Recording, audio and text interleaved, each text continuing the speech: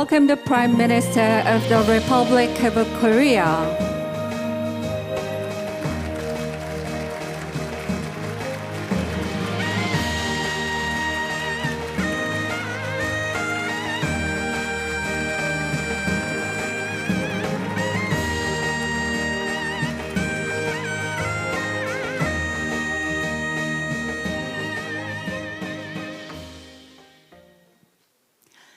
Excellencies, distinguished guests, good morning. Welcome to the opening ceremony for AI Global Forum. My name is Moon So-ri. I'll be guiding you through proceedings of today's opening ceremony. AI Global Forum will be held today on May 22nd with a theme of governance to ensure innovation, inclusivity, and safety of AI, back-to-back with the AI Seoul Summit. AI Global Forum aims to provide a platform to discuss coherent global AI governance framework, emphasizing innovation, inclusivity, and safety. With this in mind, AI Global Forum presents 3 high-level roundtables and 2 expert sessions, which will dive into each of 3 topics.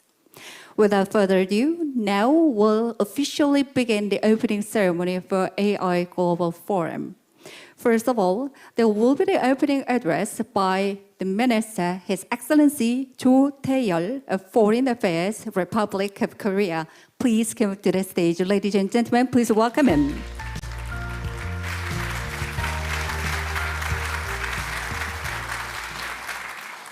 Your Excellency, Prime Minister Han Duck-soo, my fellow ministers, distinguished guests, ladies and gentlemen, it gives me a great pleasure to welcome each and every one of you to the AI Global Forum.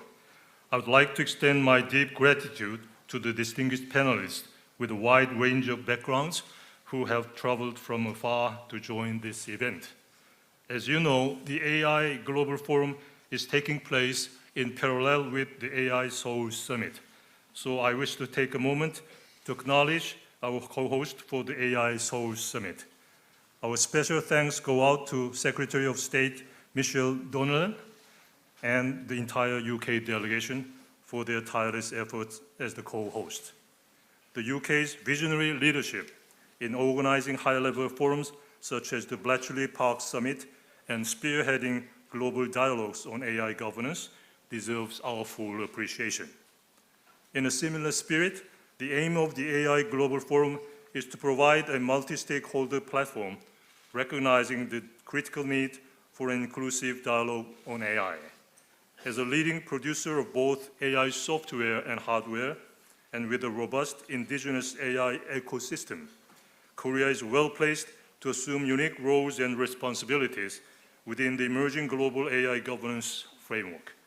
Korea can also help shape the rules of the road in conformity with the foundational values we collectively hold dear, such as human rights, the rule of law, and freedom of speech. It is clear that the advent of generative AI has created unique challenges that policymakers are ill-equipped to tackle alone. Generative AI transcends national borders, impacting diverse domains, each with distinct ethical, technical, and economic implications. The complexity has naturally led to a wide spectrum of governance initiatives tailored to different emerging contexts. For instance, Korea co-hosted the 3rd Summit for Democracy with Ecuador, the United Kingdom, and the United States last March. Under the central theme of emerging technologies and democracy, the summit sought to galvanize global action to counter AI-empowered misinformation, disinformation, and digital surveillance in order to uphold the foundations of democratic societies. We are also playing an integral part in shaping global conversations on the responsible use of AI in the military domain. Together with the Netherlands, we will be hosting the 2nd Summit on the responsible use of artificial intelligence in the military domain, or REAIM, in September. Korea is also an active contributor to other important fora, such as the OECD, G20, the Global Partnership on Artificial Intelligence, and the United Nations and its bodies. Against the plethora of governance initiatives, it is crucial that the international community coordinate these multiple efforts to avoid fragmentation and to strive for coherent and interoperable international governance framework. For we know very well that fragmentation leads to a patchwork of regulations. It complicates compliance for industries and creates ambiguities regarding the protection of civic rights, among others, in this new area. Reflecting this need, President Yoon Suk-yeol, during his visit to Paris in June 2023, advocated for digital ethics and governance on AI on a global level. This forum seeks to give further impetus to advancing this vision. We have designed the sessions that will follow to facilitate candid, face-to-face discussions with a particular emphasis on translating ideas into actions. I sincerely hope that today's forum will provide a timely platform to help the important stakeholders here to align on three common priorities of AI governance: innovation, safety, and inclusivity. By converging on common goals and making sure that we are moving in the same direction, our efforts as a whole will surely be greater than the sum of their parts. It is our sincere hope that the deliberations over the coming days will enable us to harness our collective wisdom to shape a coherent vision of global AI governance. Thank you very much indeed.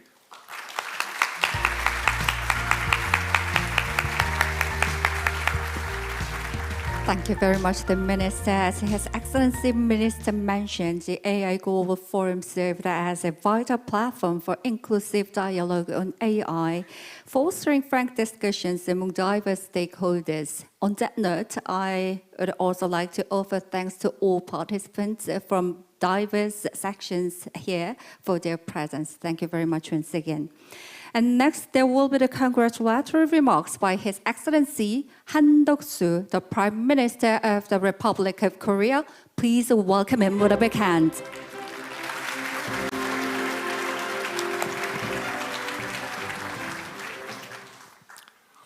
Excellencies, distinguished guests, ladies and gentlemen, it is my great pleasure and honor to speak to you today at the AI Global Forum.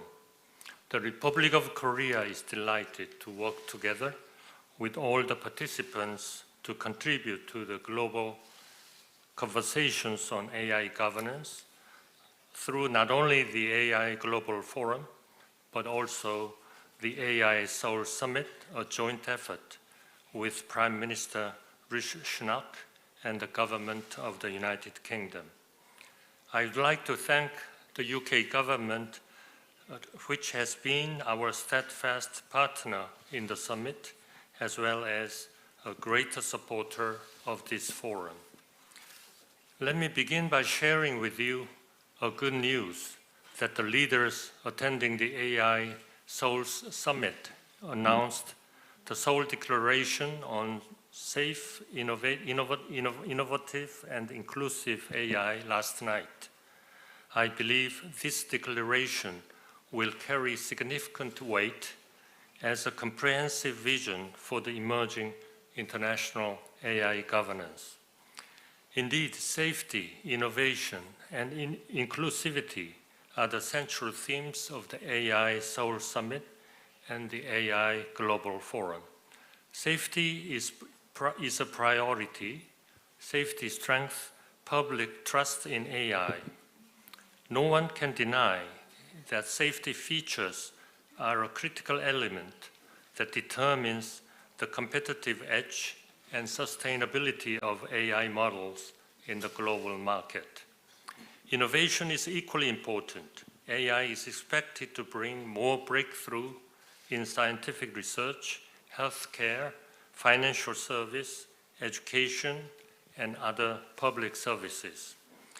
It will be our powerful tool in the global combat against climate change and our crucial ally in the pursuit of sustainable development goals. We cannot afford to have another AI winter. Inclusivity is also vital. We must make sure that various nations and stakeholders are represented in the global dialogue for AI governance. At technological and commercial level, we need to encourage developers to more effectively incorporate cultural and linguistic diversity into AI models. We also need to find ways to ensure that the benefits of AI are widely shared within a society and globally. When we take a step back, it becomes apparent that safety, innovation, and inclusivity are inherently intertwined. AI safety cannot be truly achieved until those who are the most vulnerable have access to necessary means to respond to threats and challenges posed by this new technology. Continued technological innovation is essential to effectively address difficult safety issues and ensure greater accessibility. As a government and regulator, it is our duty to promote those values in a balanced way that will benefit the society as a whole. Distinguished guests, the Republic of Korea is fully committed to contributing to the development of safe, innovative, and inclusive AI technologies for the benefit of its citizens and the global community. The Republic of Korea has worked closely with our partners to build a network of AI safety institutes. The Seoul Statements of Intent, adopted on the occasion of the leaders' session of the AI Seoul Summit, outlines the commitments of key countries for this collaboration. We have initiated efforts in technology sharing and capacity building in digital technologies. For example, starting this year, Korea is supporting the comprehensive digital transformation of ASEAN countries under the Korea-ASEAN Digital Innovation Flagship Projects. The Republic of Korea has actively supported various multilateral forums on AI governance, including the UN High-Level Advisory Body on AI, as well as the Global Partnership on AI. The vision guiding all such efforts of the Republic of Korea is found in our Digital Bill of Rights adopted last year. It is a charter setting forth our values and principles for a digital society of mutual prosperity with focus on freedom, fair access, innovation, safety, and trust. Let me assure you that the Korean government will continue to advance such values as principles in the field of AI technology in collaboration with all our partners at home and abroad. Distinguished guests, I hope that today's forum will serve as a critical platform for the international community to better understand the opportunities and challenges ahead in our joint endeavors for AI safety, innovation, and inclusivity. I look forward to a fruitful discussions on the common future that AI will bring. Thank you very much.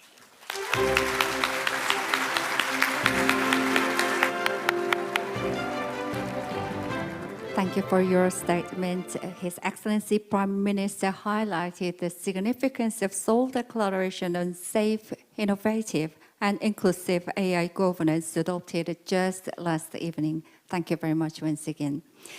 Now, ladies and gentlemen, we'll have the announcement of the Seoul AI Business Pledge, which is developed towards the responsible development, sustainable innovation, and equitable access to AI. Seoul AI Business Pledge was led by the Ministry of Science and ICT with support from 14 leading AI companies.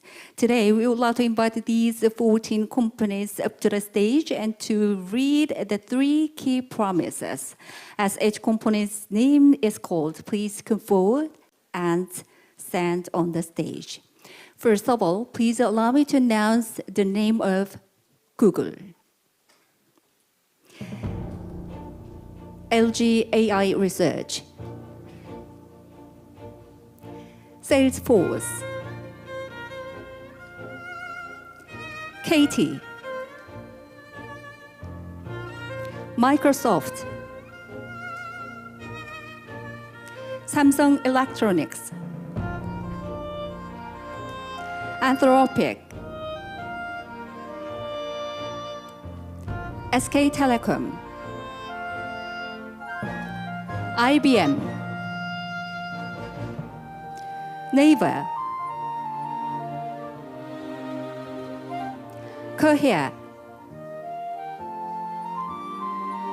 Kakao, OpenAI, Adobe. Yes, companies with full intent on cooperating for the safe utilization of AI. Now, His Excellency Lee Jong-ho, Minister of Science and ICT, will announce the Seoul AI Business Pledge on the stage. Ladies and gentlemen, please welcome him.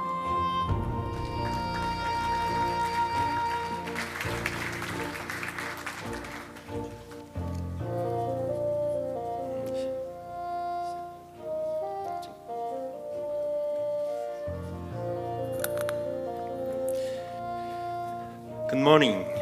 I am a Minister of Science and ICT of the Republic of Korea. I am pleased to announce the Seoul AI Business Pledge at the AI Global Forum today in front of government, business, academic, and civil society representatives around the world. The Ministry of Science and ICT of the Republic of Korea, together with domestic and foreign technology companies, planned this pledge as a voluntary commitment containing the direction that companies will pursue for AI responsibilities, development, and benefit sharing in accordance with the vision of the Seoul Declaration. Domestically, Samsung Electronics, Raibert, Kakao, LG AI Research, SK Telecom, KT. Internationally, Google, OpenAI, Microsoft, Anthropic, IBM, Salesforce, Cohere, and Adobe are joined. Let me briefly introduce the Seoul AI Business Pledge. For responsible development and use of AI, we pledge to strengthen collaboration with AI Safety Institute and take measures to identify content generated by AI, such as watermarking, and enhance cooperation to develop international standards. For sustainable development and innovation in AI, we pledge to invest in developing state-of-the-art AI models, systems, and collaborate with SMEs and startups through joint projects and funds, and foster cultivations of professional talent through internship and educational programs. For ensuring the equitable benefits of AI, we pledge to launch AI services for socially vulnerable groups and develop AI solutions to solve global challenges and promote diversity and inclusivity. This concludes the introduction of the Seoul AI Business Pledge. Thank you very much. Why don't you give a big round of applause to cooperate for the safe utilization of AI? Thank you. Now we can't miss to take a commemorative photograph. We'd like to invite the Prime Minister, His Excellency Han Duck-soo, to the stage. Thank you. And we hope this event will be stepping stone, pinpointing the solid direction for the development of AI global governance framework. Now we'll take a photo. Please face the camera. 3, 2, 1. We'd like to take a photo once again. And once again, I would like to invite His Excellency, the Minister Cho Tae-yeol of Foreign Affairs.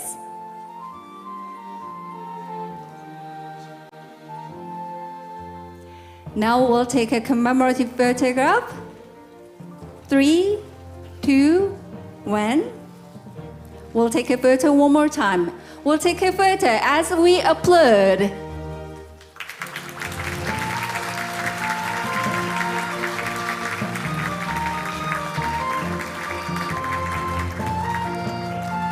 Thank you. Thank you very much. We'd like to invite your sets back. Thank you.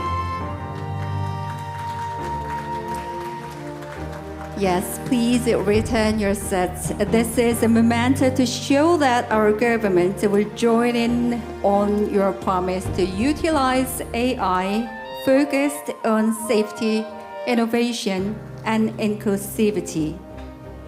And also, thank you very much to celebrate this precious moment for all of us.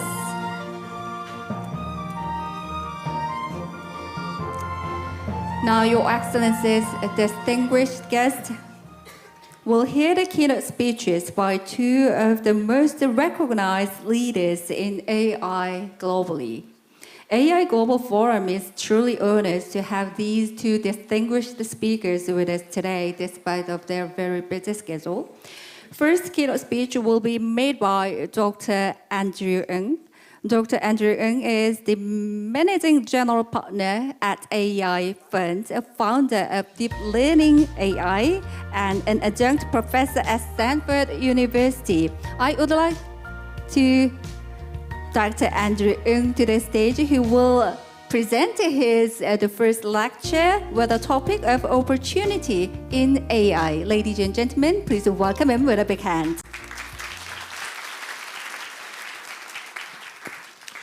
Thank you. Thank you very much for having me. And it's exciting to see the amazing progress made here in Seoul in AI just in the last couple of days. It's an exciting time of expansion for AI, and I look forward to chatting with you about it. One of the difficult things to understand about AI is a general purpose technology, meaning that it's not useful for just one or two things. It's useful for a lot of different applications. And in these 15 minutes, I hope to leave you with three messages. First, for businesses, that AI is a general purpose technology, and this gives us tons of opportunities to build exciting applications. And for governments, I hope to leave the message that it's important to distinguish between technology and applications, and to promote innovation and safety to regulate applications, not technology. And lastly, the Prime Minister spoke about the important topic of sustainability, and hope to share with you some exciting tech trends that allow us to keep building AI models, maybe in ways that seem more sustainable without as much electricity used, for example, as also how AI, I hope, can be a key piece of solving or addressing climate change. So first for businesses, opportunities from a general purpose technology. AI has been around for a long time, but generative AI started to take the world by storm a couple of years ago, and many of you will be familiar with generative AI that can generate text and images. Yesterday at a dinner organized by the forum, we were treated to some wonderful Korean music. So inspired by that, I went back to my hotel room and used AI to compose music for the AI Global Forum, inspired by Korean style.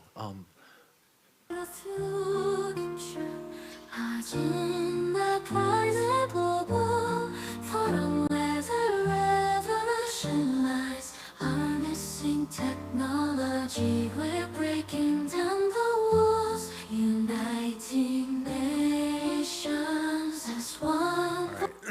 And it goes...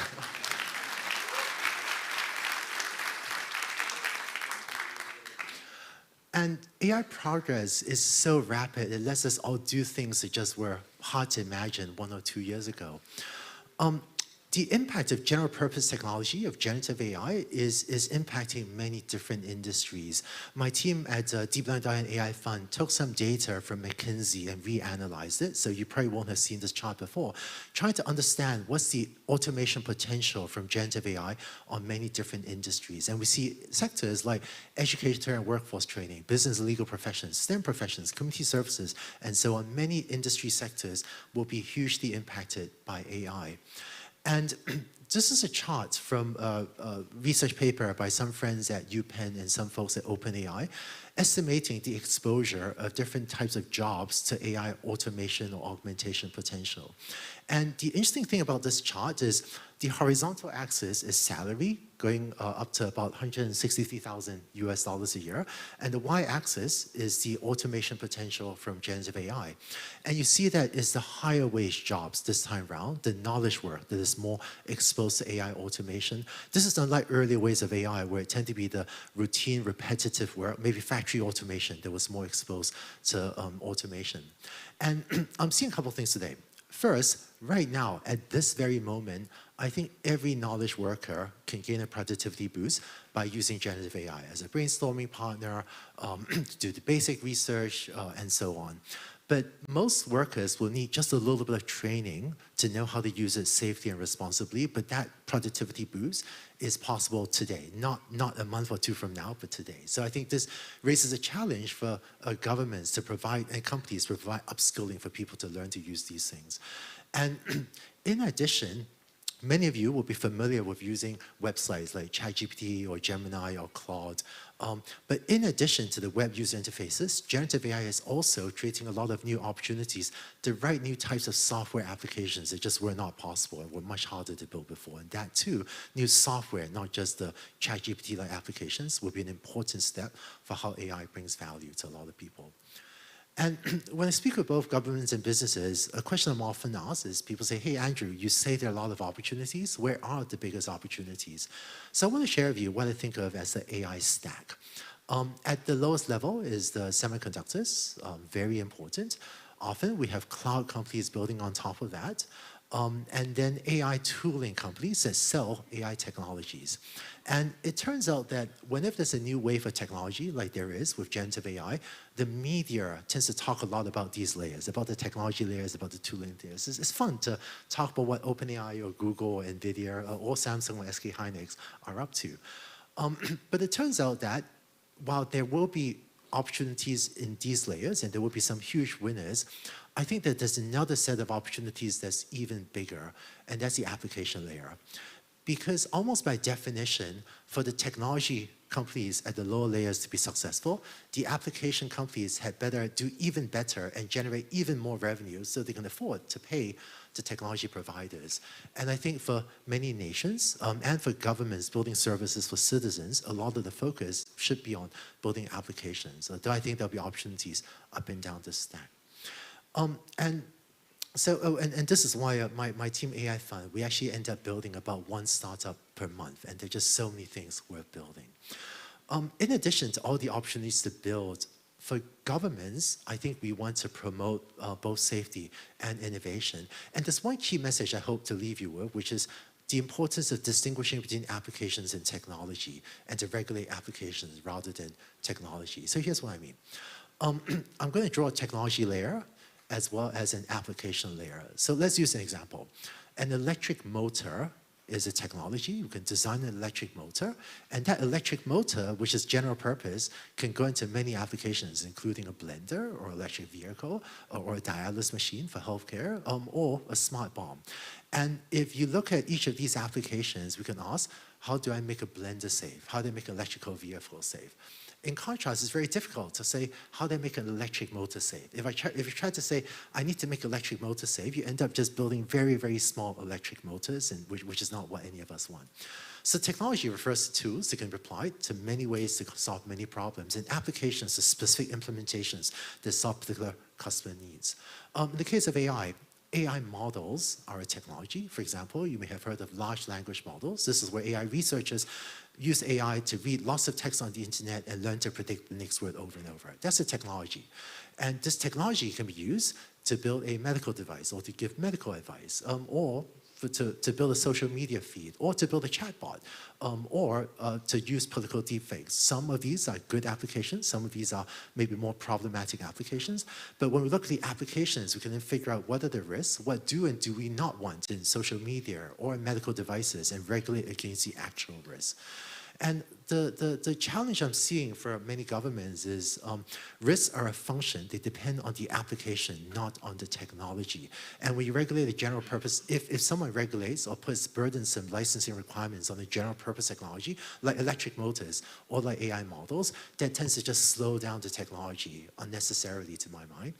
But once you look at specific applications, then you can figure out what you do and do not want in medical devices and these other applications and regulate against a specific concrete risk. And this will enhance safety while also not slowing down, not cutting off the source of intelligence and slowing down innovation, which is what some proposals, slowly dying, but some proposals to regulate technology, I think, would do. And just be transparent, I feel like over the last year and a half, I've been surprised at the intensity, deep intensity of some lobbying efforts against open source software. I think to promote innovation, and as well as ensure equitable access to AI, one of the most important things for all of us to do is to promote open source software. Open source refers to when developers write AI software and post it on the internet, free for anyone to use. And this is a key mechanism for research and for technology to develop and be disseminated. Unfortunately, there are some companies that would rather not compete with open source because if you've invested a lot of money and someone open sources it, it diminishes the value of investment. And there's been intense lobbying to pass safety regulations that will stifle open source. And if these efforts succeed, I think almost everyone will be a loser because it'll make it much more difficult for almost all businesses, almost all countries to access AI technology. So I think I've been delighted to see the number of smart government officials pushing back on this type of over-regulation. So talked about general purpose technology as well as distinguishing between application and technology. The last thing I want to leave you with is some thoughts on sustainability. So AI progress has been driven by scale. When I was leading the Google Brain team, I told my team, #1 mission is let's just build really, really big neural networks, right? And fortunately, that recipe worked. And over the last 10, 15 years, many teams are building bigger and bigger neural networks, and this has driven a lot of AI progress. Here, the x-axis is year, y-axis, the amount of compute. One thing that worries a lot of people is, given the rising energy costs of training very large AI models, is continued progress sustainable? I think it is. For at least a few more years, we can still build bigger models than we have today, but how long can it go on for? I want to share with you one very exciting technology trend that I think everyone that cares about AI should pay attention to, that gives us an alternative path to build smarter and smarter machines, but without needing to just build bigger and bigger models with more and more electricity and bigger data centers. And that's AI agentic workflows. So here's the idea. I'm going to get a little bit technical, but this is an important technology. So it turns out that the way most of us use text generation, large language models now, is you go to ChatGPT or Claude or Gemini or Llama, and you type a prompt and say, please write an essay for me on a certain topic. And that's a bit like if you go to someone or AI and say, please write an essay, typing from start to finish without ever using backspace. So you just write the essay by typing the first word all the way through to the last word. And I can't write very well like this, but despite this constraint, AI actually does remarkably well. But it turns out that one of the most exciting technologies in the AI community is AI agents, which means that we'll ask the AI, please write an essay outline for this topic. And then ask, do you need to do some research? If so, go to the web, browse some web pages, and then write the first draft. And then look at your draft and see what needs to be improved, and then revise the draft. And so this type of workflow looks more like this, with the AI think, and then revise the draft, and then after revising, go and think some more. And by iteratively working on the essay, you actually end up with a much better work output. And this is how most of us write essays as well, and we're starting to get AI to do this. And one interesting study that my team gathered data for, this is a benchmark called for coding. It's called human eval, but it's seeing how well AI can write code. So with GPT 3.5, if you use what's called zero shot, that means please type out the computer program without ever using backspace. On this benchmark, it gets 48% right. And GPT-4 is much better, 60% right. So GPT 3.5 to GPT-4 was a huge improvement in capabilities. But it turns out that if you take different AI agents or agentic AI workflow design patterns and apply them on top of GPT 3.5, it actually outperforms even GPT-4. So the improvement from GPT 3.5 to GPT-4 is dwarfed. It's actually much smaller than the improvement we get if we get an AI to think over a problem over and over, and same for GPT-4. And I think this will be one of the most important technology trends, because this, with even, and like many of you, I'm looking forward to maybe GPT-5 or, I don't know, Claude 4 or Gemini 2.0 or whatever comes next. But I think that rather than just waiting for those things, if you use today's AI models, so today's electricity constraints, and add these type of technologies on top, you can already get really good performance, maybe even better than what some future models could do without this type of agentic workflows.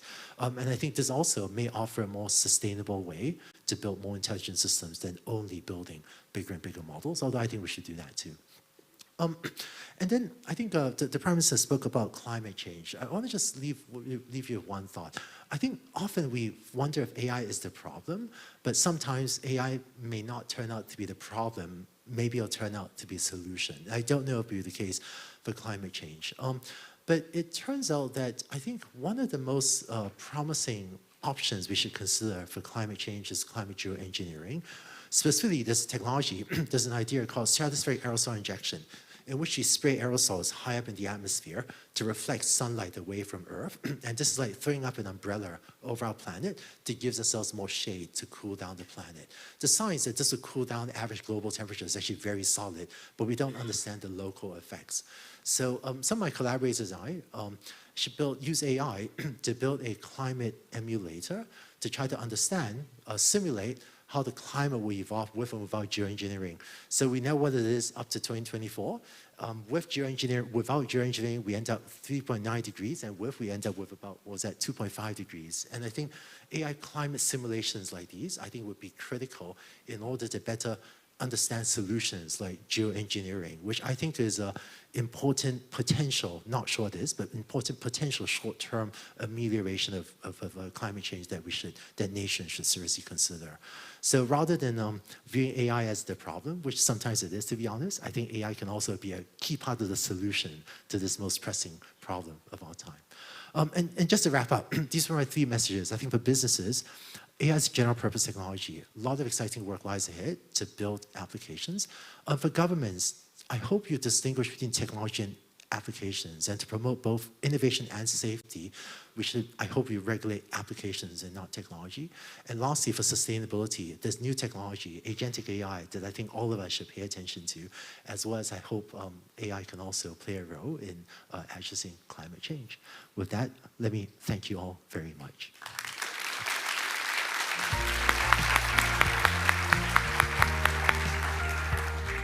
Thank you very much for your remarkable presentation. I never forget the beautiful music he made. Yes, AI made last night after the banquet at the very beginning of his keynote speech. Thank you very much for your impressive keynote speech. Now we'll hear the next keynote speech by Dr. Mark Raibert, who is the world-renowned expert and entrepreneurs in the era of robotics and artificial intelligence. She is the executive director. He's the executive director of the AI Institute, a new research lab devoted to advancing both the intelligence of robotics and their physical skills. He is also the founder of Boston Dynamics. Ladies and gentlemen, please welcome Dr. Mark Raibert.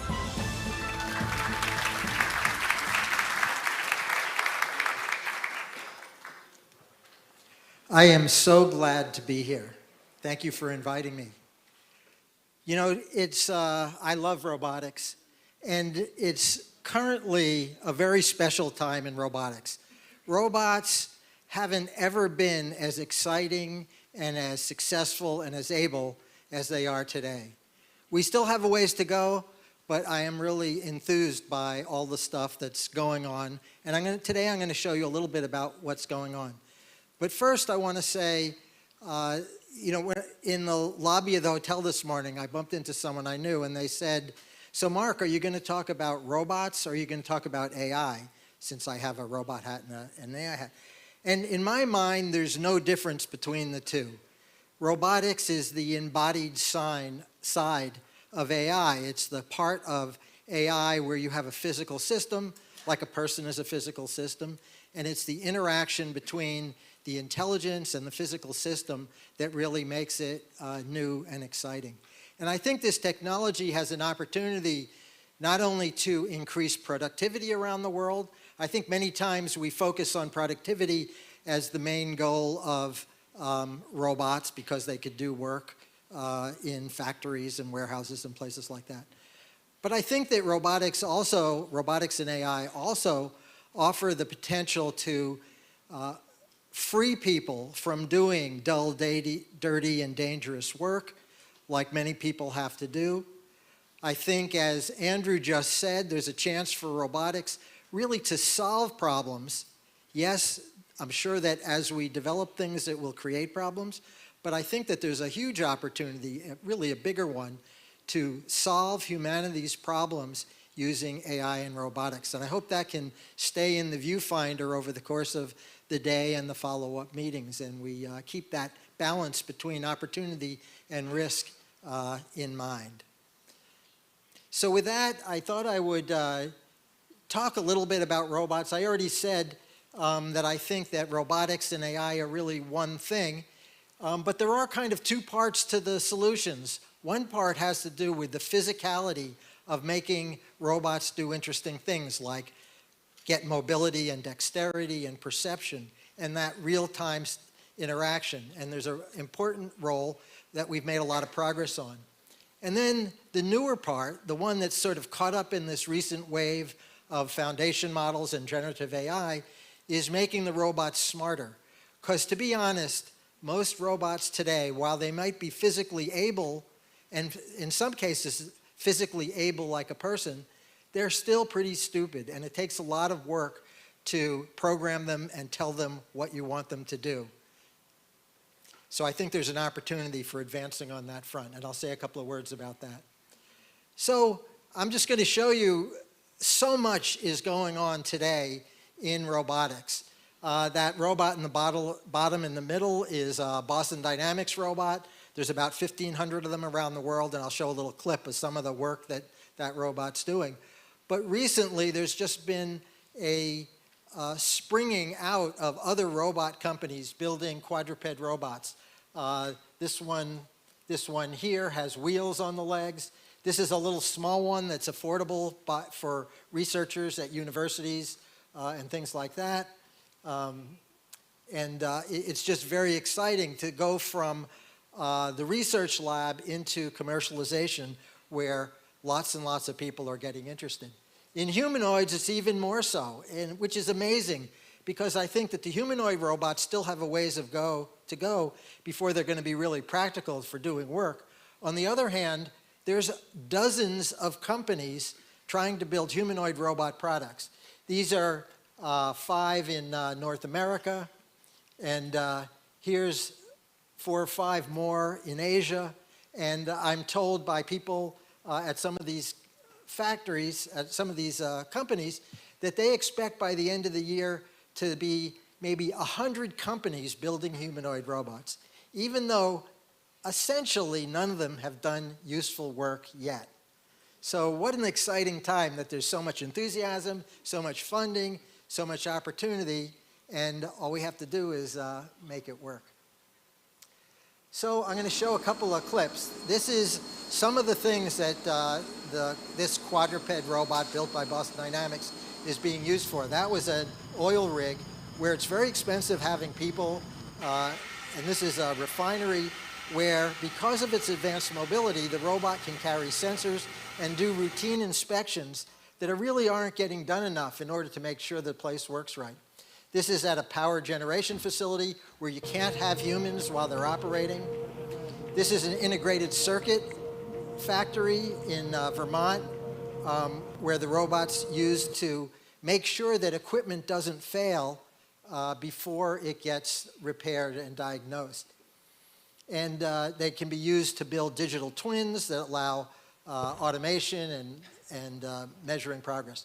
And they're also being used at nuclear facilities. These were some experiments done at Chernobyl a couple of years ago in order to do radiation measurements where it was too dangerous to send people.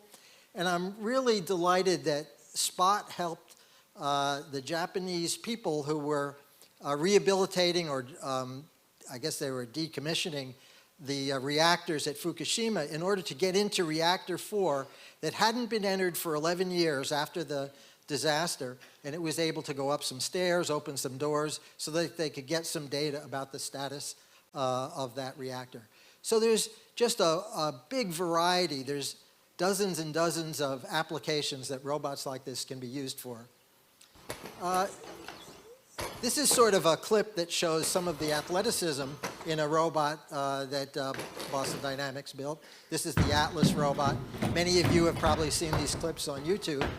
And this is designed to show the dynamic control of the robot, AI that's doing perception on the environment, navigation, and tasks like that. But more recently, we've started working on things that are more like applications.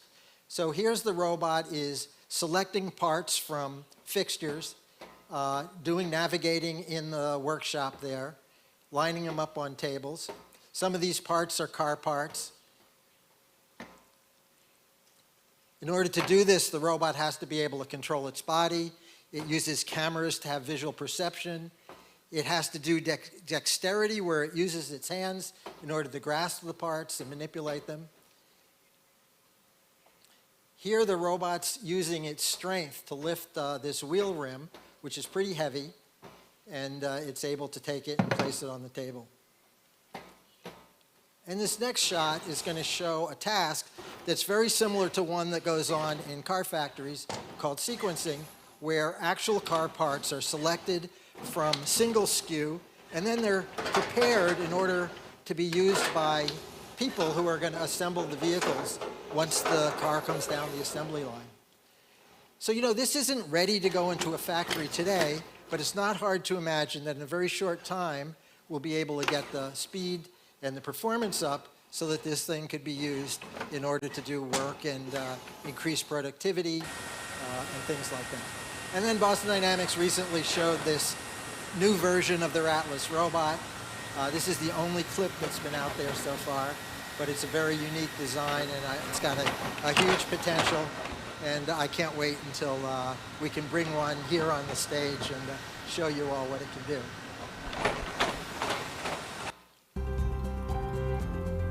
So it's not hard to imagine with that starting point that someday we'll have factories and warehouses that have all these robots working together along with people, doing things like keeping track of all the parts that go into an assembly, manipulate those parts, locomote with those parts, handle some parts the humans can't handle because the robot's stronger, and then use what's become more traditional robotics in order to assemble those things into products. Now, I said I was going to talk a little bit not only about the athletic side of things, and most of what I just showed is on the athletic side, but what about the cognitive side, meaning making robots smarter? To do each of those demonstrations required a whole room of very skilled programmers and engineers in order to analyze the task, weeks and months of programming in order to get the robots to do each task. Well, we're imagining a day when you can teach the robot to do things the way we would teach you to do things, on-the-job training, where you say to the robot, go watch that man do his job, understand what you see him doing, and then do it yourself. Now, I don't have time to unpack that watch, understand, do. There's a lot there, but we have groups at the AI Institute working on attacking this problem and coming up with solutions and doing laboratory work to demonstrate results. Here's the robot doing the task. Oop. And here's a domestic version of that task. You know, I don't know how many of us watched our our parents cooking a meal and then figuring out how to do it themselves, determining the dexterity skills that are required, the navigation, the ingredients, and all that kind of stuff. But that's part of the thing too. This is a good example of separating the application from the technology. I believe that technology for Watch, Understand, Do will be applicable to all kinds of domestic, consumer, industrial, safety applications. This is the next step after that: inspect, diagnose, fix. Right now, Spot is in a factory that looks just like that, collecting data from robots, but humans analyze the data, and then humans figure out how to repair the machines. But I don't see any reason why, by combining the kind of generative models that Andrew was talking about with the physicality of the robots, we can't have robots diagnosing the machines themselves, figuring out how to repair them, and then eventually repairing them. Now, this is still science fiction today. It's going to take some more investment and years and innovation before we get there, but I'm really excited about being on that path. Here's the domestic version of Inspect, Diagnose, Fix. And then finally, I'll mention what we call help. Some people look at this picture and say, oh, you want robots to help your elderly and disabled people? But I think this could be a real boon to humanity, to have more help in the homes, not be so dependent on our children or on strangers taking care of our loved ones. And my expectation is that people will welcome this technology once it's safe enough and available enough to actually use. And we have a plan to do a simpler version of help. I get email all the time from people in wheelchairs who would like to go out on a hike out in the woods. And I think it's possible to take something like those legged robots and build a machine that could take someone out on a hiking trail. Maybe not stepping stones across the river on the first case, but eventually I hope to get there. And I just want to close with one more comment about creativity. I think that AI and robotics is a huge opportunity and driver for creativity. Not only is there the creativity of the engineers who design these systems, who test them, who build them, but eventually the robots themselves and the AI itself will have creativity. I mean, Andrew stole my thunder a little bit by doing a real-time demo of an AI-generated song. Here's one that we had humans program.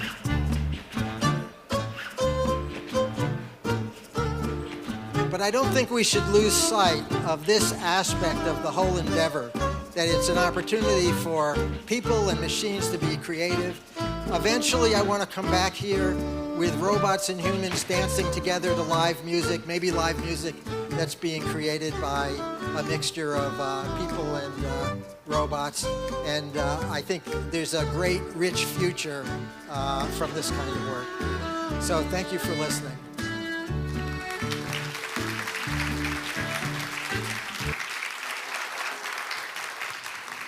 We would rather listen to music. Thank you very much. Why don't you give another big round of applause? Thank you. Thank you so much for your informative and remarkable presentation to showcase the new world with AI robotics. Thank you so much. Distinguished guests from home and abroad, let's now conclude the opening ceremony of AI Global Forum. Once again, I would like to thank everyone present here and also those watching the forum live online. After a short break, the high-level roundtables will commence at 10 in the morning. Session 1 will be held in the International Cooperation Center in the Convention Hall on the first floor. Session 2 will take place here in this building in the conference room on the 4th floor. And Session 3 will be presented in Meeting Room 1 and 2 of International Cooperation Center. Both the convention hall and meeting rooms 1 and 2 are located in the separate building, the International Cooperation Building, which is approximately a 1-minute walk from here. If you encounter any difficulty finding the conference room or building, please do not hesitate to let our staff know. And please note that only delegates with a floating pass, head of delegation, and speakers will have access to each roundtable session.